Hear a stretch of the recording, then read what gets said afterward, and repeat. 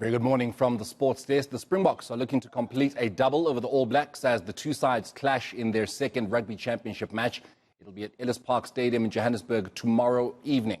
The visitors are skating on thin ice, with coach Ian Foster rumoured to be facing an axe should he lose the match. New Zealand is on a three-match losing streak, but they face a remorseless Springboks. Meanwhile, the Springbok women will also be playing in a curtain raiser against Spain. Both teams have just had a joint photo shoot this morning out at Monte Cassino. For more on this, we are joined by eNCA's Percivale Young, who has been at that photo shoot with the two national teams. Percy, a very good morning to you. Obviously, I mean, we can talk about everything else, including the Boks women taking on Spain, talking about the team that Jacques Nienaber has put together. But I think what viewers really care most about is finding out whether we have what it takes to essentially get Ian Foster sacked.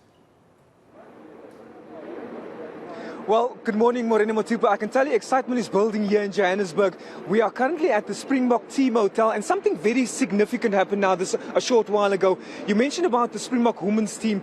They took a team photo with the Springbok men's team, and it's the very first time that this happened. And obviously, like you mentioned, as much as we are focusing on that big clash between the Springboks and the All Blacks, the second of the two test matches, well, we'll have to focus on that theme of Women's Week, Women's Month.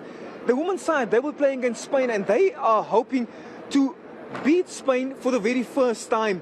And they have selected a strong side that can face up against Spain here at Ellis Park. They're playing a curtain raiser ahead of that big clash. Now, Morena, to answer your question, Jacques Nienaber has made a few changes to his side. He obviously brought in back the experience of Dwayne Vermeulen. One of the biggest changes that happened just yesterday was that of the hooker, Joseph Dweba, coming in for the injured Bongem Banambi, and he will start in this match ahead of Malcolm Marx. Now, a lot of talking points there. Jacques Nienaber making a very strategic change there by bringing in Joseph Dweba in the starting lineup for the Springbok side. They are hoping to beat the All Blacks and win that Freedom Cup here tomorrow at Ellis Park. I'm told that we're expecting a sold-out crowd at Ellis Park tomorrow. But whether the Springboks can pull up another win against the All Blacks, well, we'll have to wait and see it, because Coach Ian Foster reckons they need to win to bring back credibility to the All Black side. It's a side with their backs against the wall. They have to beat the Springboks if they want to get the respect of the world back. But now, Percy, if they do beat the Springboks, do the All Blacks, does that save Ian Foster's job? Because, reports coming out of New Zealand are saying that essentially that 26-10 loss last weekend in Mbombela was the writing on the wall, that they're just allowing him to see out this particular match now that he is in South Africa, but he essentially will go back home after this test at Ellis Park to go face the music and lose his job.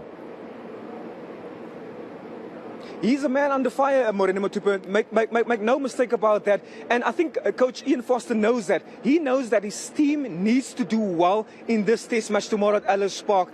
They were a far cry of the All Black side, we know, when they played against the Springboks there at Mbombela Stadium. In fact, a lot of critics are saying this is a side that nobody knows.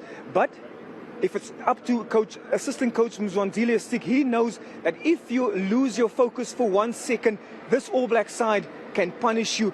And that is what's one of the talking points for the Springboks, that they'll have to focus for 80 minutes against this All Black side. They are also a 3-time World Cup winning side, so you can't afford to underestimate the visitors here at Ellis Park at the Highveld. They know this environment, and Ian Foster will back his side to do well against the Springbok side tomorrow. Yeah.